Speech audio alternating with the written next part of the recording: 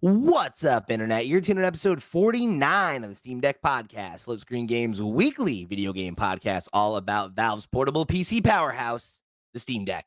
I'm your host, Pete and Bessie, joined as always by my very good friend and co-host, Mr. Stephen Red. Oh, wait, whoops. Well, nearly. nearly, I Mr. was Max. reading it. And I was thinking, is he going to do it?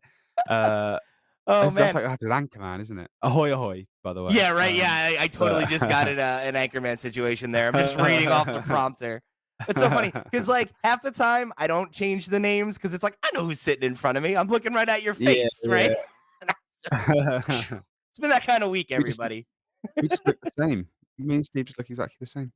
Here's the thing. Here's the thing, Max. I'm not gonna mince words with you. I'm tired. All right. We recorded 2 episode 100 specials this week. I podcasted for 5+ hours. I put about 10 hours into episode 100 of Nintendo Noise. It's been a crazy week, but I'm very excited to be here and talk some Steam Deck with you this week because Me too. we got some good stuff on the docket. There's Oh some yeah. juicy news. Don't we always? Yeah, I mean, it's always fun to get here and chat, but I mean, come on. There's some good stuff to chew on this week, and I'm excited to Juicy. have you back for it. So, let's kick things off, right? We got an update to a story we've talked about on this channel for a bit on a couple episodes here. There is a update on the Dolphin on Steam story. So um if you're not familiar with the story behind the story here, we did actually report on this back on episode 93 of Nintendo Noise, and we've talked about it on a couple episodes of this podcast as well. So definitely something you should probably be familiar with if you're a longtime listener. But if not, I'll give you the quick broad strokes, which is that Dolphin is, of course, the most famous emulator of both GameCube and Wii games. It was supposed to come to Steam in an official release, something that obviously we here in the Steam Deck community were very interested, very excited in. And the story kind of blew up because, of course, there was more or less an exchange between Nintendo and Valve, right? Where Valve reached out to Nintendo. They kind of alerted them to what was going on. Nintendo asked them to not publish Dolphin, and that's kind of where things sat. The story kind of got reported in a bunch of different ways. It went in a bunch of different directions. Again, if you want to get that whole breakdown of the story, or if you just want a refresher before we jump it back into things here today, you can go check out episode 93 of our sister podcast, Nintendo Noise, where we got into all of the angles of the story and kind of we reported on both the misinformation that was reported and then drew kind of, all the lines out from there to their reasonable conclusions. So if you want a full holistic breakdown, you can go check that out. But we're going to just focus on the new stuff here because the folks over at Dolphin made a blog post over on their website that it literally was titled "What Happened to Dolphin on Steam," and they broke everything down. I'm gonna pull from the blog post a bit here, and we'll jump around a little bit, but we'll pause as needed so that you can add your 2 cents here, Max, because I'm interested to hear what you think of this whole situation. So the folks over at Dolphin wrote, well, that blew up, huh? If you follow emulation or just gaming on the whole, you've probably heard about the controversy around the Dolphin Steam release and the Wii Common Key. There's been a lot of conclusions made, and while we wanted to defend ourselves, we thought it would be prudent to contact lawyers first to make sure that our understanding of the situation was legally sound. That took some time, which was frustrating to ourselves and to our users, but now we are educated and ready to give an informed response. And then they give a thanks to Kellen Voyer, who was their legal counsel, and they offer the disclaimer that all of the analysis is specifically through the lens of U.S. law, which I think is worth pointing out in the Yeah. context of our international audience. First thought from me that's a great way to because there's just like you say, there's so much misinformation. People say, "Oh, it's illegal," or "They've got this from the Wii," blah blah blah blah. So to actually concretely say, "No, we've asked a lawyer about this," I think is a great first move on this. Just to Yeah, just to take control of the story before people start running away with it like they love to do. Right, and it's always tough when this kind of story happens to a smaller individual or group or what, and I say smaller in terms of resources, right? Because there is that desire to, if not control the narrative, at least be a part of the narrative. Mhm. But as a smaller organization, right? Like you are the ones who are vulnerable if you open your mouth and say the wrong thing. Yeah. So it becomes easy for all these narratives to kind of run away and for us to do an entire podcast about how a bunch of misinformation was reported and not even maliciously, right? Like it was not like this attempt to spin a bum narrative or anything like that. It was Yeah. just like a lack of solid information and people making Yeah. these logical leaps and then people reporting on that reporting and it getting away, right? And we know how stories can take on a life of their own, you know? Yeah. Misinformation, not disinformation. Yeah, good distinction. I like that. So they broke things down into kind of three discrete sections, right? It's what actually happened, what about the key, and what happens now. For the first section, I am going to just kind of skim and give us the stuff that's relevant here because a lot of it is summarizing that actual story, which again you can go hear our reporting on in episode 93 of Nintendo Noise. So they say, first things first, Nintendo did not send Valve or Dolphin a Digital Millennium Copyright Act, DMCA, um, against our Steam page. Nintendo has not taken any legal action against Dolphin Emulator or Valve. I thought that was worth reiterating because that is a situation that could have changed since the last time Mhm. we spoke about it. So worth pointing out that as of this time, no legal action's been taken, which that was the last update we had on the story. So after a long stay of silence, we have, and then I'm jumping ahead here. We have a difficult announcement to make. We are abandoning our efforts to release Dolphin on Steam. Valve ultimately runs the store and can set any condition they wish for software to appear on it. But given Nintendo's long held stance on emulation, we find Valve's requirement for us to get approval from Nintendo for a Steam release to be impossible. Unfortunately, that's that. But there are some more serious matters to discuss, some that are much bigger than Dolphin's Steam release. So we kind of got the confirmation there, right? That the story as it stands is, I guess, Valve has made it clear to Dolphin that if they want to release on Steam, they need to get official approval from Nintendo, which I think is fair to Yeah. say, as Dolphin points out, is probably extremely unlikely. So Yeah. And you don't wanna start poking the hornet's nest if the hornet's nest is leaving you alone, right? exactly, yeah, it's not a conversation worth trying to initiate Mhm. because I think the idea that maybe Nintendo would respond with a threat that was a little more direct, I think is probably likely if they were to try and go that route. Although who knows? Because obviously, we talked about this at the time. There is a legal precedent defending emulation, right? Emulation itself is not illegal. The kind of controversy was over this Wii what how do they the Wii common key, right? That was the bit that was actually a piece of proprietary software that allegedly they were using illegally, right? Mhm. Yeah, So that's what the headlines were, wasn't it? yeah, that's what the headline was. So I this is where I want to read directly from the blog and not jump around. I want to present this information verbatim because I do think that it's important to let them defend themselves and use their own words here. And I think also this is like the bit that is I think the easiest for there to be misinterpretation, right? So I'll let the folks at Dolphin speak here for themselves. So again, and this is kind of the breakdown of what the actual section looks like over on YouTube if y'all are following along at home. But here's what they had to say. Over the past few weeks, a lot has been said about Dolphin, including the Wii Common Key. As you may know, Wii games are encrypted, and the Wii uses the common key that is burned into the console to decrypt Wii discs. Wii software does not have any access to the key whatsoever. However, some smart engineers and a pair of tweezers was all it took to extract the key. If you haven't heard this story before, we highly recommend checking out the 2.5 C3 presentation on the actual tweezer exploit that gave Team Tweezers, which is it's we, right? Tweezers, its original name. It's an incredibly entertaining video that's worth your time. If you aren't familiar with Team Tweezers, perhaps you know them under their modern name, Fail Overflow. The extraction of the Wii common key did not elicit any kind of legal response from anyone. It was freely shared everywhere and eventually made its way into Dolphin's codebase more than 15 years ago, committed by a Team Tweezers member, no less. These keys have not been publicly available for No, years and, they have been. oh, I'm sorry, have been publicly available. Thank you, Max. Have been publicly available for years, and no one has really cared.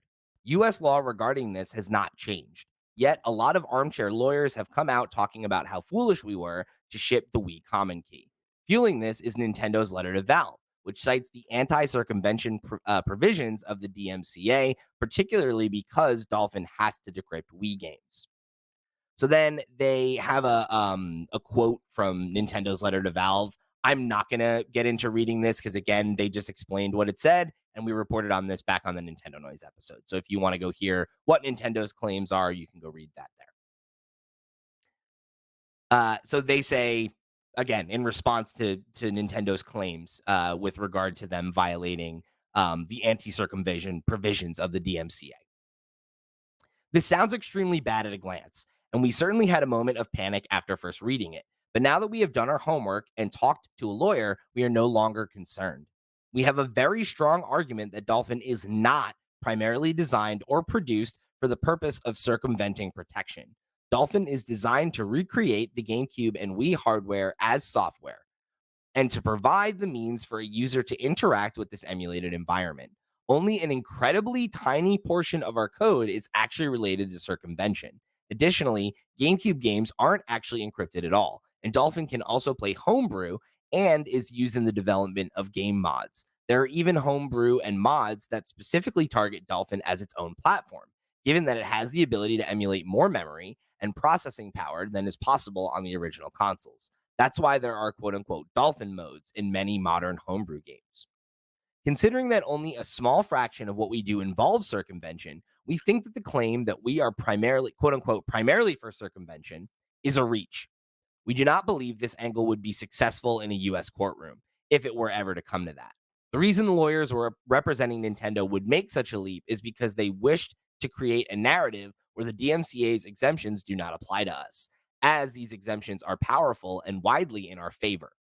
Of particular note for Dolphin is the reverse engineering exemption in 17, and they're citing a subsection. It's 17U dot S dot C, some symbol I can't name, 1201F, which states that a person may develop and employ technological means to circumvent a technological measure or to circumvent protection afforded by a technological measure in order to enable the identification and analysis under paragraph or for the purpose of enabling under paragraph 1, excuse me, or for the purpose of enabling interoperability of an Good independently reading. created computer program with other programs, if such means are necessary to achieve such interoperability, to the extent that doing so does not constitute infringement under this title.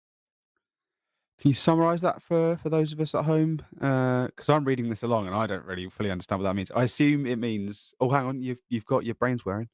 Yeah, so I mean, they have an explanation here, right? But my interpretation of that is essentially that it is legal for a person. It says here, right? They may develop and employ technological means to circumvent a technological measure or protection afforded by a technological measure, as Okay. long as that is to enable the identification and analysis of it, which is under paragraph 1. So I'm assuming they have An identification and earlier analysis paragraph. defined in that paragraph, right? So they're saying as long as that's one of the reasons, or for the purpose of enabling interoperability, right?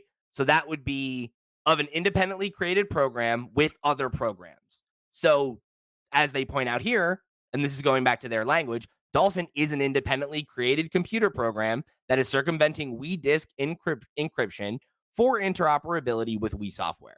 So under that definition, they would be protected, right? Because the Yeah. only reason that they're circumventing uh, the disk encryption is for the purpose of interoperability with the software, Yes. which is one of Yes. the two protected reasons that you can do that. So by that logic, they should be safe, right? It says, and this is their words again. According to this exemption, this does not constitute infringement under that subsection. This exemption even allows distribution of information collected through circumvention, like encryption keys, if it is for software interoperability. And then they have another exemption here that explains that. I don't know that we need to read the legalese again, right? I'm reading it here. That's what it says. So then it says that subsection, the one that we just read together, is a significant legal protection for emulation in the US, and it is why Nintendo has yet to legally challenge any emulator with the DMCA anti circumvention clauses, despite the law going into effect 25 years ago. Unless a court rules that our understanding of the law is incorrect, we have every reason to believe that our decryption of Wii game discs is covered by this exemption. So, I mean, I think that lays it out pretty well, right? Like, but Yeah. by US law, which is where they operate, they haven't broken the law. Yeah, and also something, it's not like they can turn around and do it now because, like they said, do it for 25 years. There's sort of, I think it. Well, my assumption is that there's a precedent set now that, like, if you wanted to do it, you would have done it, right? You are correct, Max. This is something that I have brought up many times when we talk about Nintendo's extremely litigious nature, right? Hmm. I'm sure we had this conversation in episode 93, where we originally talked about this. That is not, here's the thing. I think that that is generally pretty abhorrent behavior, the way that companies will kind of do heinous shit to defend their IP. Hmm. But that is the onus is on them to do that because of Yeah, how because if they don't copyright do law it, works. yeah, if they don't get everyone that does it, then everyone can do it. There been a few, I remember when like some fan games have come out, and like it's a shame that the fan game was shut down. In some cases, just after it came out, like with Metroid, another Metroid 2 remake, or in other cases where it was shut down, like in development. If they don't do that, then everyone can do it, and they've got this one example of, well, they've done it, and you didn't stop them, so they have to kind of shut things down wherever they can. Yeah. And that extends in interesting ways, right? Because and again, it is made worse because free use law is not well defined. And I Hmm. think that's a problem, right? That's Oh something yeah, there's that been like so many conversations about this, hasn't there? Like when was the oh, we're talking about 7 or 8 years ago. There was a huge discussion on YouTube about what constitutes free use, and right. like huge YouTubers were like saying, "No, what I do is free use," and they were trying to ban certain things, weren't they? Right, yeah, because I mean, like, and Nintendo was one of those companies back then, right? You Yeah. I think we forget because their attitude has changed quite a bit, but they used to you had to join their partner program, you had to give them a percentage of your earnings, and if you Yes, didn't of do that, course. they would not they would strike your stuff down. Yeah, I Um, completely forgot about that. or not strike, but you know what I mean, claim. Yeah. Um, so that is the thing, right? Is when you talk about fair use, it is on a case by case basis, right? So like in the case that you're bringing up with like let's plays, right? There's the argument of like a work being transformative, and like that is one of the ways that you can get away with fair use. That's why YouTube is okay as long as you're like providing commentary or but even that it has limitations, right? Because there are situations where how much of it you're reproducing can factor in, and that's how much you can get away with. It has a lot to do with how litigious the industry is, right? Like music is one of the things that's the hardest to do that with. And it can, there's a much harder case for you to make in certain cases. Um, Again, just through the context of like YouTube, right? In that example. So, like, the fact that it is so ill defined and that it is like you have to defend each individual instance of free use, I think that's why these companies are probably even more aggressive and more overzealous than they might be anyway, right? Because I'm Mhm. not saying that to defend Nintendo. They're a company that the point of their existence is to make money, right? And I'm not saying Yeah. that there aren't people there who are dedicated to the craft or don't care about their customers or the art or any of that stuff. But at the end of the day, capitalism is going to capitalism, right? So if there's a need for you to defend your intellectual property, you're gonna do it as hard as you can within the confines of the law. And I think what the folks at Dolphin are saying here, right, is like the reason Nintendo did what they did is because they're pretty confident that they won't win in court, but they thought that maybe sending a threatening letter would be enough to stop it. Yeah. And I mean, granted, they wouldn't have even had to have done that, right? Because Valve was giving them the out. Like Valve went to them and was like, "What do you think about this?" But I'm Yeah. sure that part of their um, desire to send that letter and to like have this story come out was to scare the people that work on Dolphin and to Oh, get them to absolutely. slow their roll. Yeah, yeah, because yeah, without because they have no if they have no legal precedent to actually force them to stop it, at least sort of sounding like, a little bit threatening is gonna do the job, and clearly it has. If they hadn't paid a lawyer, right? Like Yeah, exactly, when yeah, then sorry, go on. no, I mean, I was gonna say when we did our report on this a couple weeks ago, when it was new news, like I remember saying, like, "Oh, that's the thing that screws them, right?" Like clearly Mhm. they're doing something illegal, like they have no leg to stand on. Yeah, I'm not a lawyer, right? Looking at this, I hadn't thought about the idea of the legal precedent there that this has been publicly available for 15 years and they've been using it without issue. So the idea that Nintendo wants to raise a stink now, they would, to your point, they would probably lose that case, right? yeah, Like this has been publicly available for 15 years and it's never been a problem. And it's what circumventing old technology that they don't sell anymore. How does this hurt them commercially? It doesn't, right? Like does at the end of not. the day, they don't have a leg to stand on, right? And it's clear that like, they called out the lawyer above. What was her name? Um or I'm sorry, I'll say their name, Kellen Boyer. Um, Yes. yeah, I mean, Kellen did their homework, right? Like, I feel like they're making a really strong case for the fact that they have a specific legal precedent that they can cite. I mean, not even a precedent in terms of another case that like they should never even be able to go to a trial because they're not breaking the law. Yeah. So they did have a little bit more to say here that I thought was interesting. They said, after the situation blew up, we received many requests and even some demands to remove all Wii keys from our code base. We're That's just disappointed. typical. That is typical, isn't Yeah, it? That people they think they know what's right, so they say, "Oh, you guys are idiots. Why didn't you just do this? Why didn't you think of this?" Like they're not they're not the ones that made it, and they're not the ones that yeah. run it, and they're not the ones who know about this stuff. It's classic, like they say, armchair lawyers. But Yeah, sorry, and carry on. people love just to have that like sense of moral superiority to be like, how dare you? How dare you steal from the multi-million-dollar company? Mhm. Like, grow up. So sorry, where did we leave off here? Okay, here we go. We're disappointed that so many people on YouTube and social media didn't even consider that maybe the team had done their research and risk analysis before including the keys and just assumed that now that it was quote unquote pointed out to us, we would remove them. Mhm.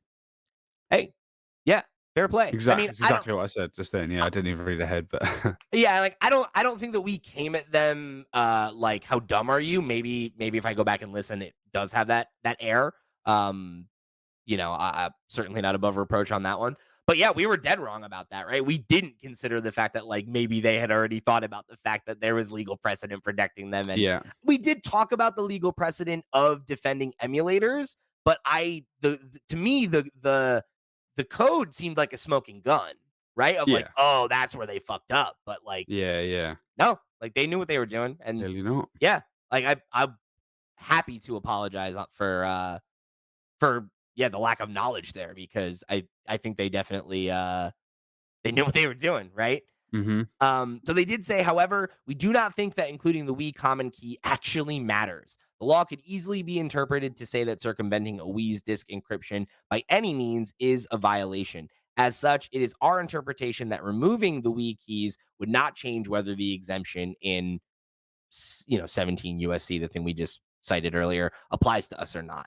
In fact, we think that offloading decryption tasks onto a potential third party application would make the situation worse for everyone. As such, we believe leaving the keys as they are is the best course of action.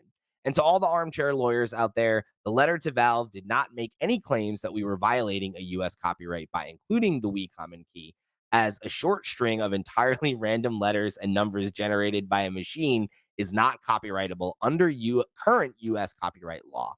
If that ever changes, the world will be far too busy to think about emulation. Yep. That I do love that they're, you know, making very, like, obvious pointed claims, not at specific people, but, like, at groups of people and just saying, like, "Yeah, you obviously think this, but we thought about this, we don't care." Like, I think this is a great response so far. Yeah. Yeah. And then they wrap things up here. And I think it's like a very like it's very positive, right? Like they're not trying to do anything other than, as you said, take control of the narrative and make some clarifications and move on from this, which I think Mhm. really respect how they handled this. I think it was like this is a very well executed public response to this whole Definitely. situation. So they said, and this is the what happens now section. We do not believe that Dolphin is in any legal danger. We can look to the end of the message Valve forwarded to us to show this. After all of the scary language, Nintendo made no demands and made only a single request to Valve. And they said, we specifically request that Dolphin's coming soon notice be removed and that you ensure the emulator does not release on the Steam store moving forward. Going back to Dolphin.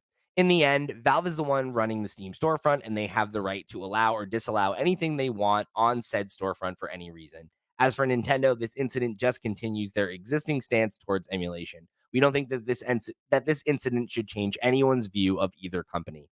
As a silver lining, some of the features being developed for the Steam release will work in Dolphin's normal builds and are still being developed. One of the features we are most excited for is the full quote unquote big picture GUI that can be used directly with a controller. That is still going to happen regardless of the Steam release, alongside several smaller features that were meant to be quality of life improvements for Steam builds. And then they just thank some of the development team and, kind of like leave it off on that note. Um, I think this is probably the best outcome we could have hoped for that wasn't it getting released on Steam Yeah. properly, right? As we Yeah, we still expected. get access to Dolphin, and we now know more about what is legal and what isn't legal. We know more about, all the questions we've ever had about this, and we now know it's something that can't happen. And while it would have been cool to have, like, it being on Steam because you could have your cloud saves and all sorts of things like that, I do think that the like they've said here, that some of the big features they were excited about are still gonna come to Dolphin generally. Also, It's good to see that EmuDeck Dolphin's has still cloud going. saves now, so like whatever. Like Yeah, good point.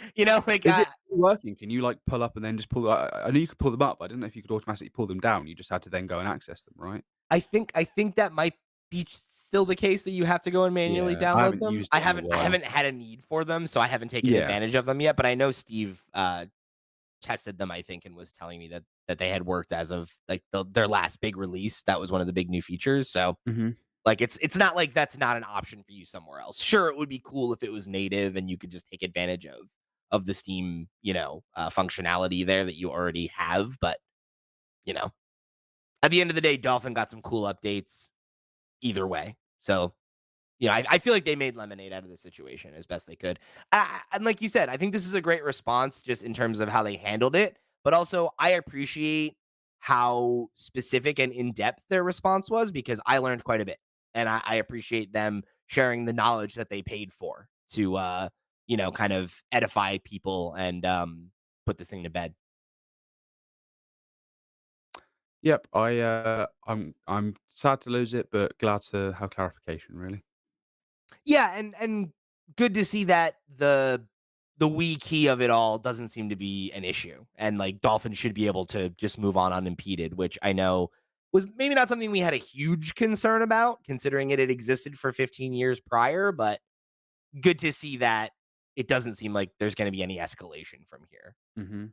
So we've got a lot more Steam Deck conversation for you in just a minute here. But before that, let me remind you that this episode of the Steam Deck podcast is brought to you by our Patreon producers for the month of July. They are, of course, Arnold J. Rimmer, Christopher Valenz, Earth Visitor, Gabriel Hasselmeyer, aka Asobi, Snacky Go, Ty the Dude, and Wakahula. Thank you all so much for your support over on patreon.com/flipscreengames.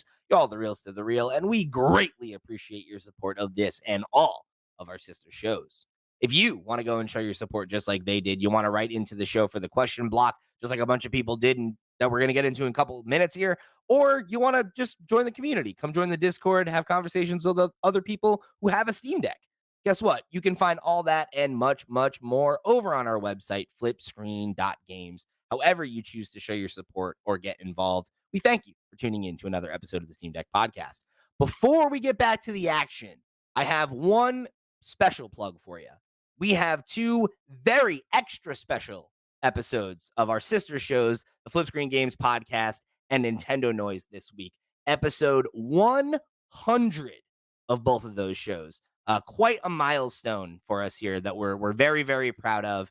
And both of those episodes are very special, wacky ones. So for Flip Screen Games podcast, Steve and I went head to head in a game of Flip Screen Games Jeopardy, where we had to answer questions about the last 100 episodes, actually more the last 250 episodes of both of those shows and this show.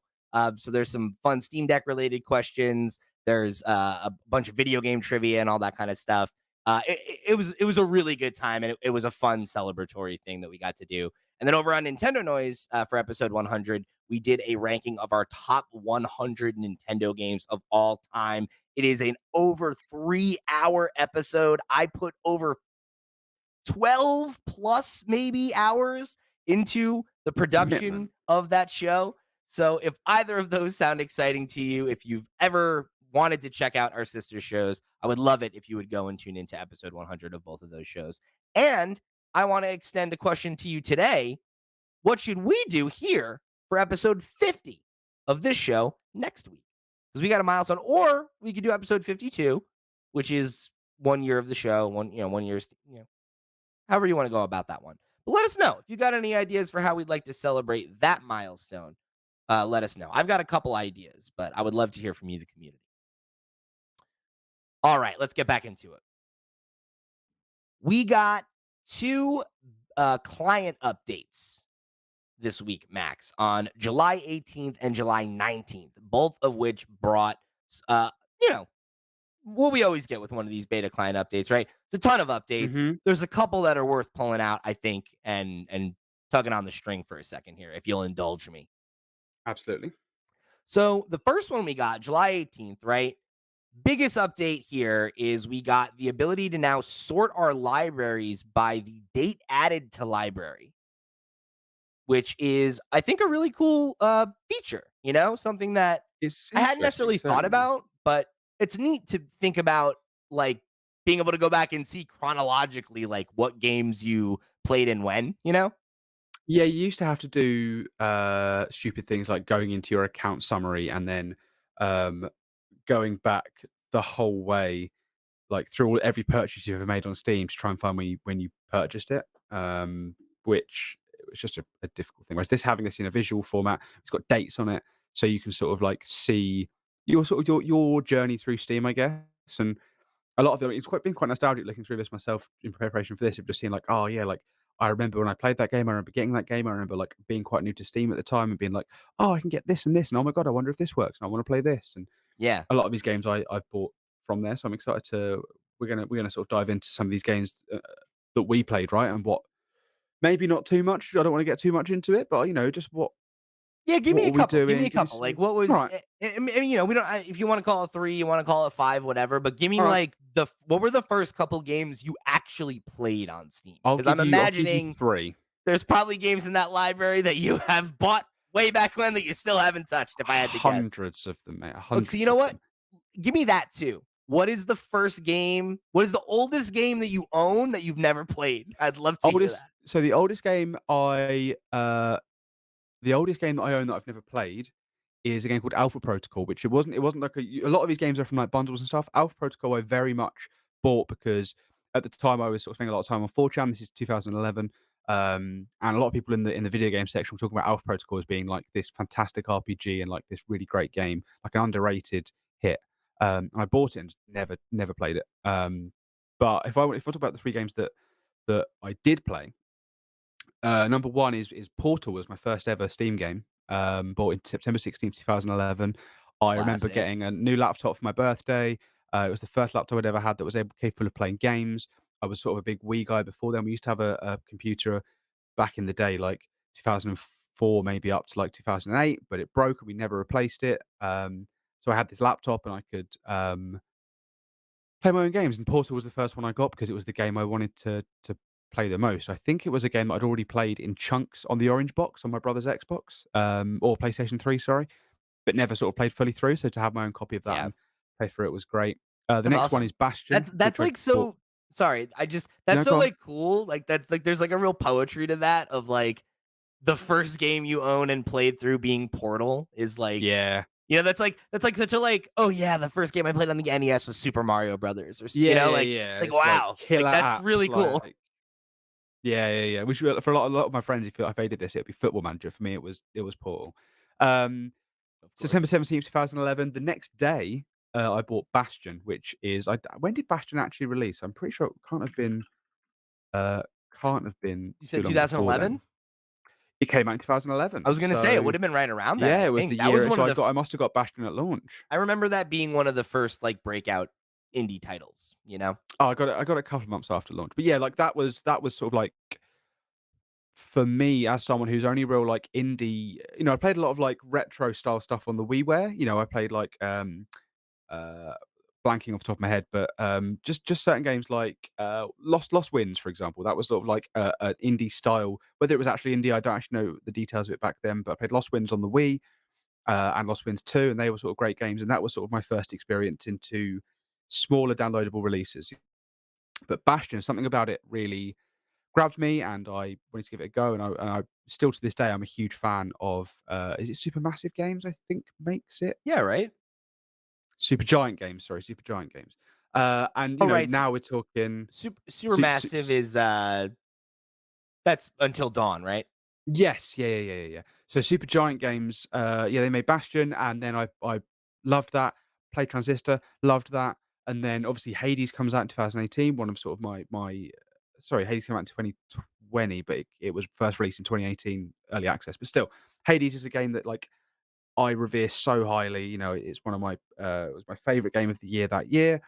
It's a game that I adore and still play to this day, and I'm very much excited for the sequel. So, to have got started there on my early days on Steam to play Bastion and be like, I really like this game. This team's really great, and then for them to just keep releasing bangers, um, that's great.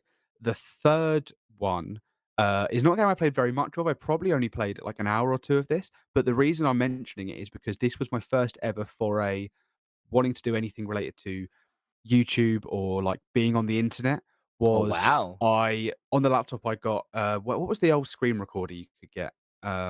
Fraps? Was it Yeah, Fraps?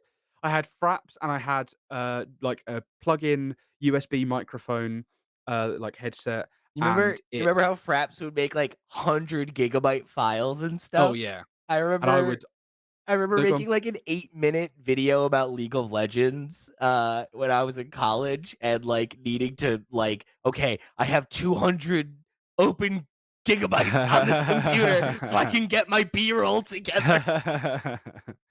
Very much the same sort of situation where I was like, I would like to do a I would start doing Let's Plays. I was really into the Yogscast at the time. They were doing a load of Minecraft stuff, and I was big into that. Um, so this game is Blocks That Matter. I've never played it since. I don't know anyone that's ever played it or heard of it, but it was essentially like you were a guy who you could drill, and you could drill through certain materials, and you had to climb up things. I don't know, but I did like 3 episodes of a Let's Play of that, which totaled to about an hour maybe. And you can hear the whir of my laptop running in the background because I'm just sort of You're recording lucky off it of didn't the mic. explode. Oh yeah, it's like, and my voice sounds really high. Like, do you remember the very first episode of Loot Pots? If you go back and listen to that now, sorry, the Potscast, listen to Steve's voice. Steve sounds like he's got this high pitched voice. He's like, "Hi, my name's Steve." That happened to me. I don't know what it is. Something to do with the He recording or was something to do with whatever. no, But you was young and you were still full of life, you know? well, I mean, I was what? So I'm 30 soon. So September 2011, Yeah, you I were like 24. was You were a little baby. I was older than that. I was like 17. You were 17. 2000 2011, right? Or 17 or Oh, 18? okay. I'm sorry. I thought you meant 5 years ago. Never mind. No, no, no, no, no. Sorry, no. Pete, no. Steve's voice 5 years ago Gotcha, is, gotcha. but when I did this video, for me, I was 18 or 17, one of the two, and it was like So you were a child. I was a child, yeah, Yeah. but my voice wasn't all the way up here. Um, so if for everyone listening, if you haven't heard the very first episode of the Loots Pots podcast, Don't go go listen back to and it. find it No, you're and just good. listen to Steve's voice. No, don't. You're fine. I don't know. You're You good. sound fine. You and Pixelpar both sound fine. It's just Steve's voice blows my mind when if I whenever I've had to go back and listen to early episodes of podcasts. I'm like, what's Steve doing, man? Um, so yeah, Just those are my. don't pick on him while he's not here. We do that enough. I do it to you every week. I know Um, you do. I called you out for it on some show this week. And Steve's like, oh, "Oh did yeah, you? Max always likes to talk shit when you're not around." And I was like, "Yeah, because he's a coward. He won't say it to my fucking face." Did you talk any shit back? Oh, I said it right then. But I said it to you right Oh, is now. that you? Just you just that's, calling me a coward's not shit talking. That's true. Um, I'll throw one final. What's the word I'm looking for? One Game. final. One more game. Yeah, like a game. One more game. Oh my god. Honorable Entrant. mention, and that's Braid. Honorable mention. There you go. Um, Okay, sorry. I was like, I have no idea where you're driving right now. yeah, sorry. Honorable mention is Braid because that was a game that I remember when I first, I was entranced by Braid and the idea of using it just felt so clever to me at the time. And obviously, loads of games have come out since then that have also been as clever. And as the indie scene has grown massively, we've seen so many games come out that do these great things. And I still think like Bastion, Braid were doing just great things at the time. And it's been 12 years since those games came out. I've only been on Steam for 12 years, it seems. But there's just the industry and the indie scene specifically has just grown so much, and it's really cool to see. Yeah. So yeah, why don't you delve back into history yourself and give me your first 3 games that you played? Sure. So it's funny, mine fits very well into the narrative I have spun on the show. Like whenever I've talked about my history with Steam, like I gotta say I was pretty spot on. So the first game that I added to my library, I have played it, but I only played it once. It's Dota 2. So Oh yeah. that is kind of how I got into Steam, right? Because if you're a new listener, right, the story goes for me. Growing up, I played PC games. It was never my main platform, but I had plenty of games I played on PC. And even like moving into high school and stuff like that, right? Like I played World of Warcraft, I played The Sims, right? But like these were all games that had I bought a disc or found the files online or whatever, and like Yeah. it was a dedicated launch for the game, right? It wasn't through a marketplace like Steam or anything like that.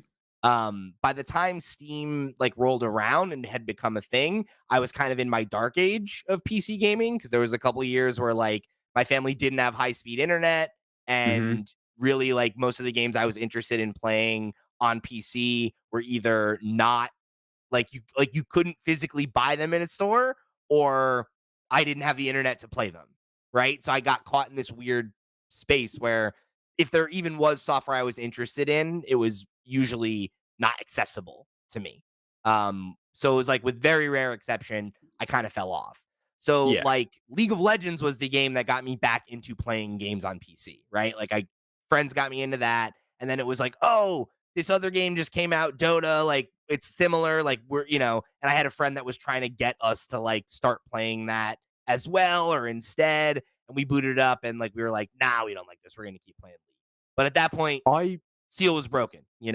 I remember the Dota 2 launch being massive. Oh yeah. It was a big Um, deal.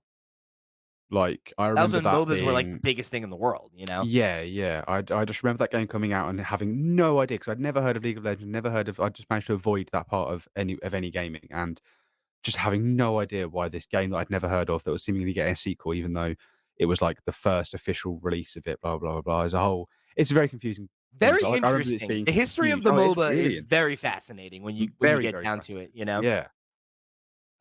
But yeah, it's funny because like I kind of followed the development of the MOBA by accident. Like, I remember there's this article I remember reading in, like, Game Informer or IGN that was, like, about how League of Legends was the first game that was trying to actually like be a MOBA, where it was like, oh, it's this genre that originated as a Warcraft mod, and Dota was this big thing, and now they're trying to formalize it and make it a real genre. And is it going to pan out? And what and then it comes out and it's the biggest game in the world. And like I started playing it at the very beginning of season 2, so like I was there from mostly the beginning, and like kind of watched it, like plateau and or not even plateau, but like crest and peak and crest. Um, yeah, so it's that was kind of my gateway back in. But the games that I actually like picked up and played, um, first one was Age of Mythology, which is a game I've definitely talked about on content before, whether or not it was on this show. I was a big fan of RTSs, but when I was a kid and when I was like a young PC gamer, and this was always my favorite. I really like mythology and I like swords and sorcery, and um, I always preferred this to Age of Empires. Like I played Age 2 and 3.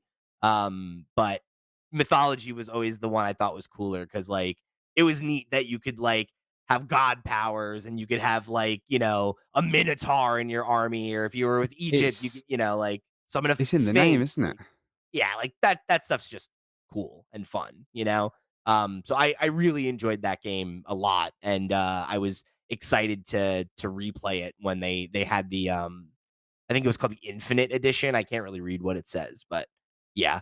That was one I played a lot. Tropico 4 was the next one on my list. I remember Tropico being a big deal as well when it came out. Love Tropico 4, and that was a game that like after getting back into RTS and PC gaming with Age of Mythology, I was like, "Oh, I want to do something else. I want something more modern." And a good friend of mine like put me on to Tropico, and that one really stuck.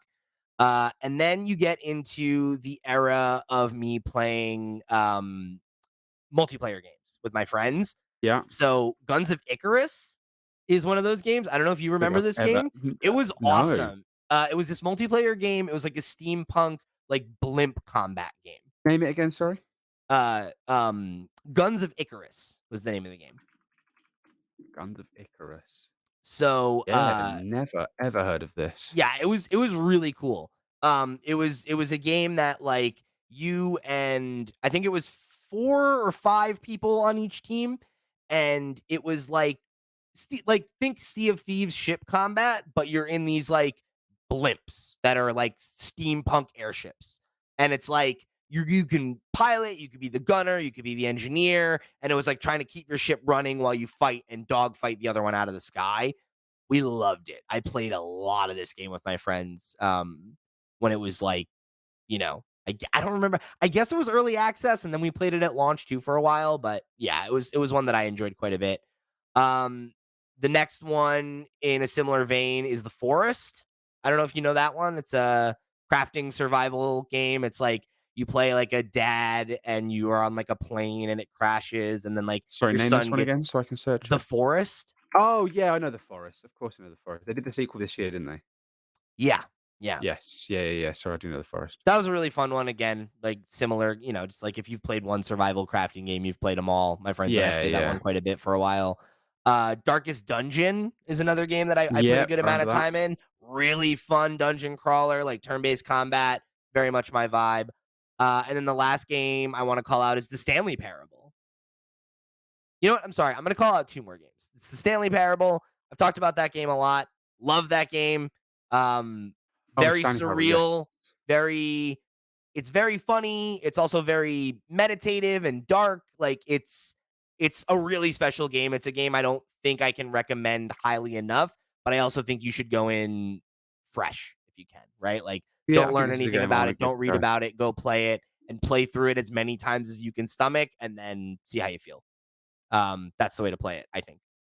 But it's I one of the don't few own it, games that so really gave me like a physical reaction where like I had oh, really? goosebumps, hair on the back of my neck standing, like, oh whoa, like this is Damn. crazy. So check it out. It's a cool game. And then the last one I want to call out here was Life is Strange, which is one of Of my favorite course. games ever, and one of the first like games I could have played somewhere else, and I chose to play it on PC, and like played the Steam version. I played the hell out of that one. Um, so yeah, those are some of my Now, earlier it's memories with it. interesting that I've not played a single one of those games that you mentioned, but have you played any of the games? Oh, obviously you played Portal. Had you played the other ones I No, I haven't mentioned? played Portal. Have you not? No, Pete, I everything know. I've ever said about you is true. Everything I've ever said about you is true.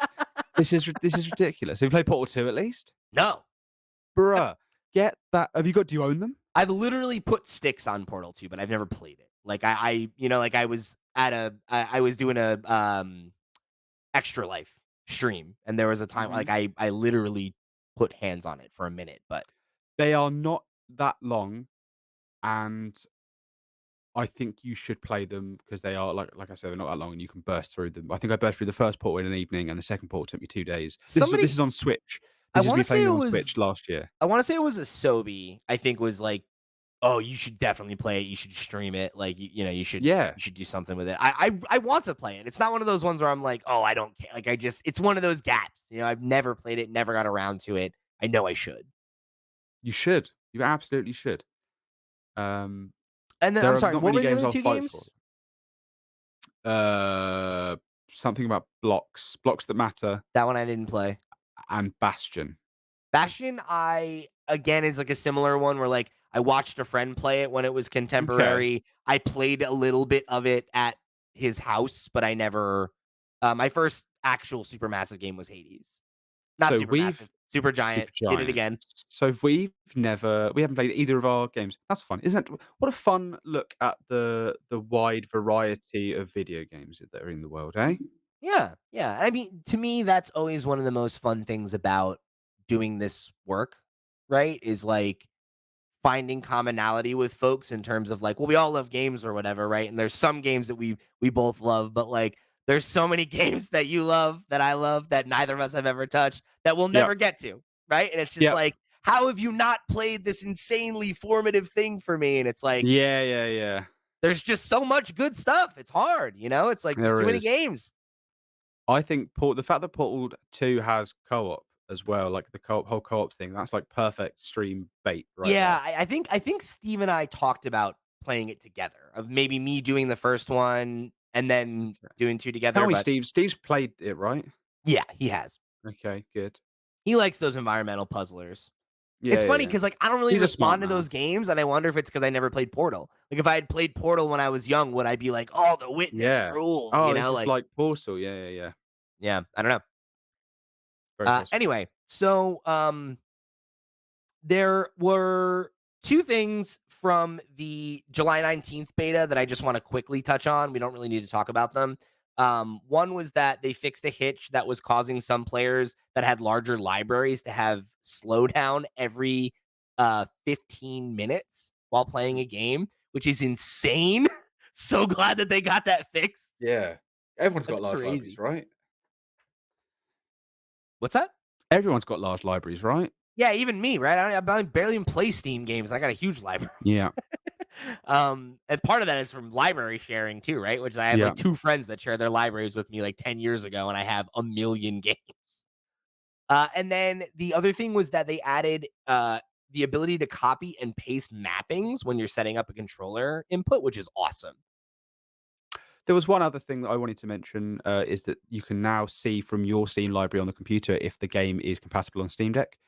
Um, I don't know how Oh, useful right. that would be for some people. I forgot that that wasn't a native feature because I No, have, no, no, yeah, that's new, yeah. yeah, that's great. Well, yeah, that's awesome. Glad to see they get rolled in. All right, so we've got a couple more things to talk about real quick. The first one, we're going to jump into the question block. This first question comes from Pilkey, who wrote in and said, "What is the chance that Ratchet and Clank runs well on the Steam Deck?" You made the Uh, point yeah. earlier before we were online that it's the Spider-Man remastered team doing it, Yeah, so it's Nixie. it's Nixie's. They did a great job with those 2 games on the Steam Deck, I feel pretty and confident. I think a lot of people were worrying about, Ratchet& and Clank. The fact that Sony marketed it so heavily of like, "This is only possible using our Sony SSDs," and the fact they've now said, "Oh, you can use a HDD if you're using direct link storage, and you'd have to run it at lower, frame rates and stuff for the data streaming, blah blah blah. So it is possible, but I think that the Steam Deck won't be affected by that because the Steam Deck is using an NVMe uh, drive. I do wonder if the lowest tier Steam Deck would be affected by that possibly, and that you'd have to run it at a lower setting anyway. But it's not like it's more Yeah, than a maybe. 720p screen anyway, so maybe that would be quite interesting to see when it does come out. If the base tier only gets 30 FPS, but you can bump it up to 40, 50, 60, whatever on the middle tier. But that's for when it releases. So I think it's going to run fairly decently. I think we should look more towards Spider-Man than we should The Last of Us for this one, just Yeah, because it's the right. same developers. Like I don't have any, like who has the confidence of, Naughty Dog has not released games on PC, right? And like they had Yeah, help, but like they did a lot of the work. So like yeah. whatever. Looking at, their um track record for patching, I'm sorry, for porting, like it's really good. Like looking at all these, they did the Tomb Raider games, they did the Hitman games. Like I don't remember any of those having rough launches.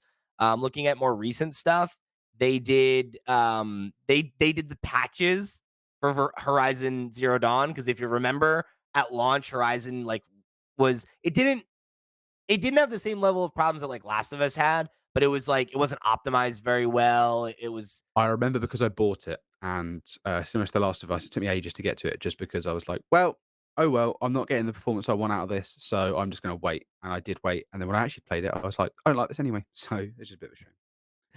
yeah, that is a shame.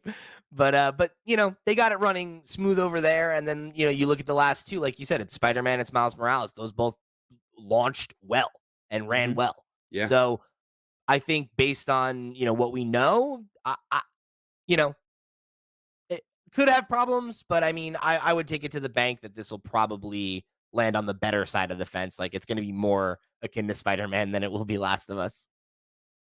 I agree with that. And then we're going to close this one out on a question from Chris Trompeter, who wrote in over on the Discord and said, thoughts on Diablo 4 possibly coming to Steam. So this has actually been confirmed.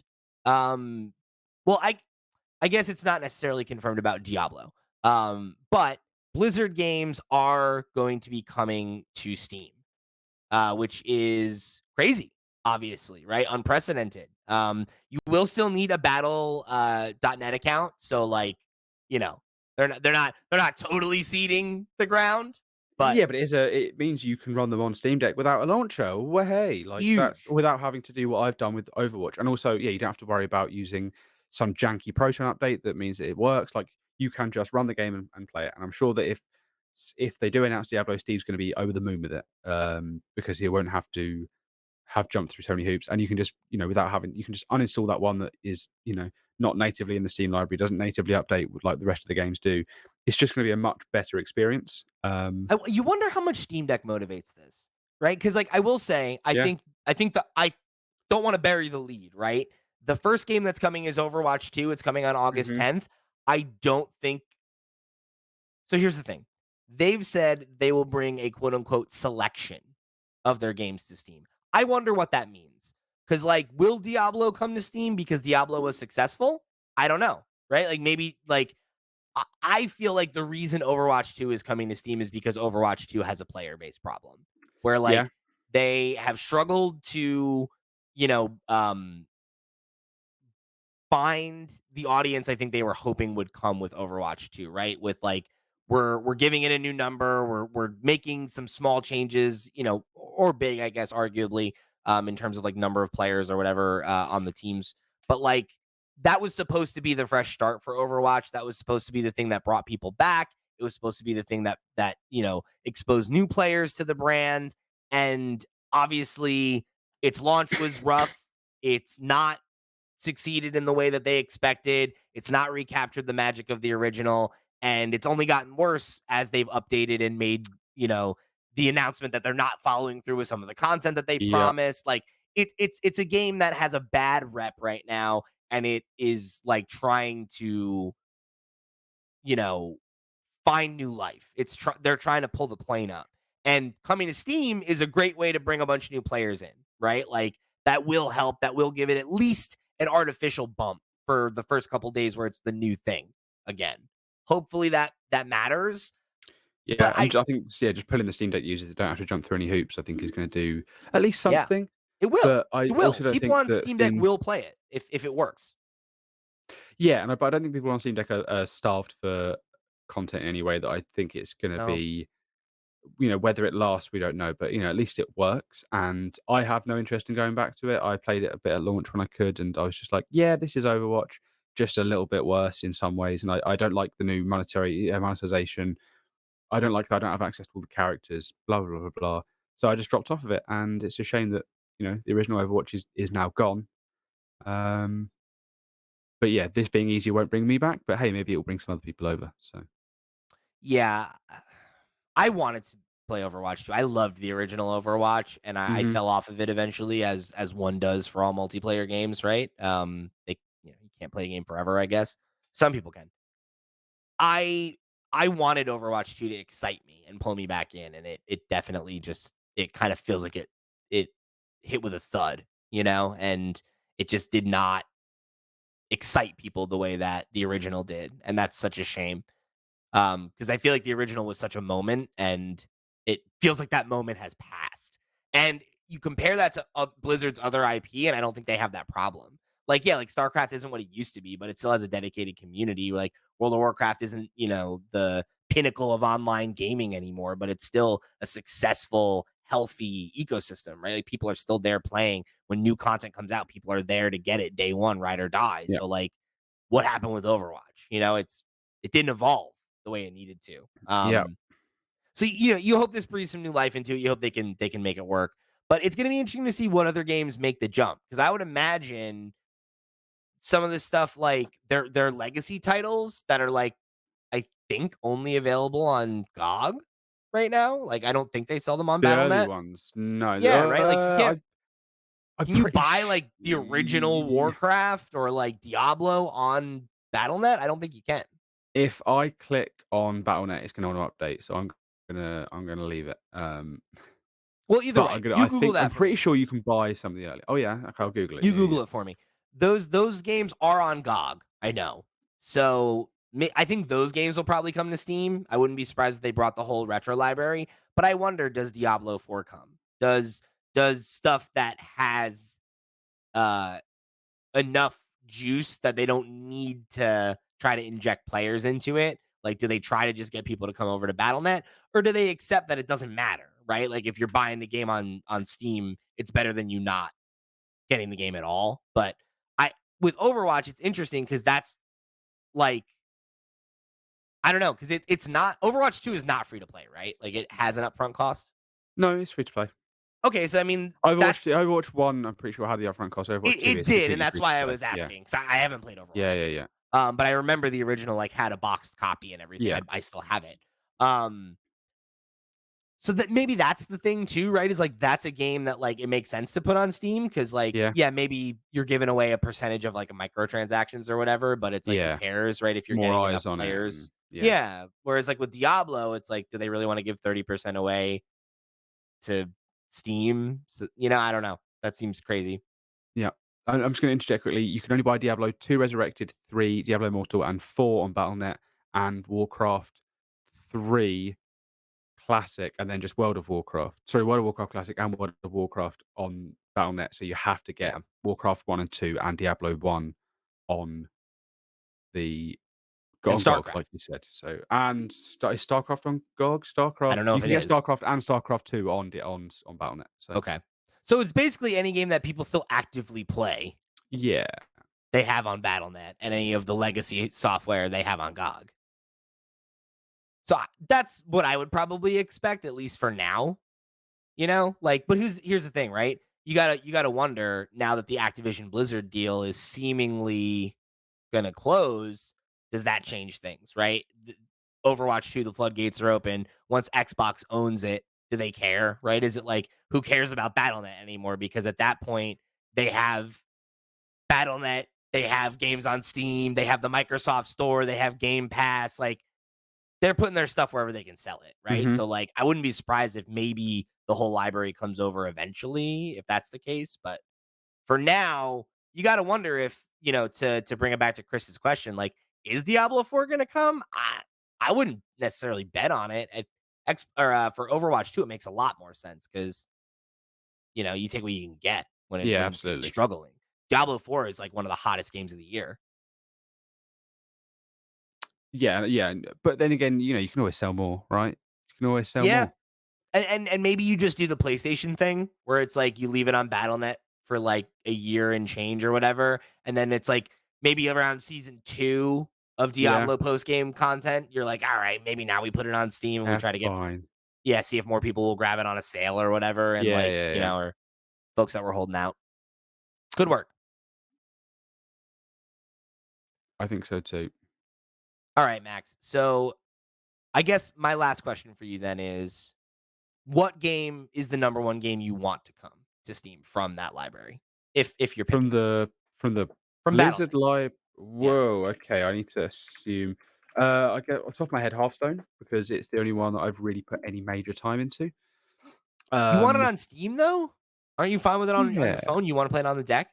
You guys have you sound just like Blizzard. Um, You guys have phones, right? I get okay, maybe not that. Okay, I guess if I this one isn't for me because I'm pretty sure all the games that other than Diablo 4, uh, the only one I can think of that people want to play on the Steam Deck, and the only reason I would recommend buying an ROG Ally over the Steam Deck for any reason is Call of Duty. Call of Duty just works on the I ROG Ally forgot because that's it on runs BattleNet. Windows, and Call of Duty is on it's on I mean, it's on I think pretty sure it's on Steam as well. It just doesn't it's not supported properly because I'm pretty sure it's the antivirus or the anti-cheat or something like that. Anti-cheat, not antivirus. Is Call of Duty on Steam? You're asking the wrong guy, man. I don't know. So, I don't. I yeah. thought I didn't think it was, but maybe just Warzone that isn't because Warzone's in Warzone BattleNet, is isn't it? not. No, neither Call of Duty nor Warzone. No There you recent go. Call of Duty anyway. So yeah, I would like not for me, but for my friends who are, "Oh, I wanna get a Steam Deck, but I like playing Call of The Duty." Duty Dudes. The Duty dudes, I think they should that they should be able to play that on the Steam Deck. So, yeah. What about you? For me, it is that Diablo 4. Like Yeah. obviously, there's I the didn't realize that was an option. I'd have chosen Diablo 4 had that been I assumed that was outside of the ones that had already been Oh, so chosen. you mean like an addition? Oh, if I'm gonna pick Yeah, another yeah. one, then I'd say Warcraft Remastered, I guess, or whatever Yeah. they called it. Like, because like that's the kind of stuff from Blizzard that I am most interested in. Um, So yeah, I would definitely be down for that. And I mean with Diablo 4, like I really want to play that game. Haven't gotten to it this year yet. I do want to play it on deck. Obviously, there are, like you said, the hoops that you can jump through. But I would rather have it native just so I don't have to worry about updating it or whatever, right? Like the Steam client manages that stuff so well. It would be nice to just kind of have that set, Yeah. especially considering Diablo is like a living game that's going to be getting updated all the time. If it was like a Mhm. single player experience, I'd be like, whatever. I don't mind opening it and patching it once in a while. If it's like, oh, there's a big update, there's DLC, whatever. But like, this game's gonna have seasonal content. They're gonna be hot fixes. Like, there's gonna be an update every time you open the thing. So like, Yeah, yeah, that's what you don't wanna do is just sit and stare at something. It's not automatically going in the background. So yeah, yeah, yeah, you're right. just a little more effort than I want to put into it, and like I'll do it whenever I get around to it. But um, I don't know. I thought about just getting it on Xbox instead because it'll be simpler. And if this happens, then that becomes a way easier proposition for me. All right, so we're gonna wrap it up there for the day, Max. Good work today. Thank you very much, you too. Yeah, we killed it. We killed it. Yeah, we did. Would have been nice to have Steve, right? But of course, I think we held down the fort just fine, the two of us. I think so. Well, luckily we didn't have any real complicated, tech stuff to go on about, so Yeah, I just let the lawyer explain it. So that was good. yeah. All right. So thank you guys so much for joining us on another episode of the Steam Deck Podcast. Remember, if you want to write in with your thoughts on this or any other episode of the show, you want to let us know what you think about the Dolphin situation. You want to let us know what you are looking forward, or no, actually, I'm sorry, not what you're looking forward to playing. I want to know what the oldest game in Yeah. your grids are. What's the oldest game in your Steam library? Write in and let us know. And the other fun question: what is the oldest game in your Steam library that you've never played? Because that is another fun question. For me, I forgot to answer that one, was Gone Home. Oldest game in my library I've never played. Gone Home. Oh, yeah, yeah, yeah, yeah. Never Classic. touched it, no. Another one Never I've not played it. played. So, Never yeah. played it. Hmm. So write in and let us know. I'd love to hear. I think, like Max said, it's an interesting social experiment. So I'd love to get that Yeah. data from you, the listener. So make sure you write in and let us know. And let us know what you want to do for episode 50 next week. If you've got a good idea, we'll do it. You can take that one to the bank. So thanks again for joining us here in another episode of Team Deck Podcast with the crew. I've been Pete. He's been Max. We'll see you next week.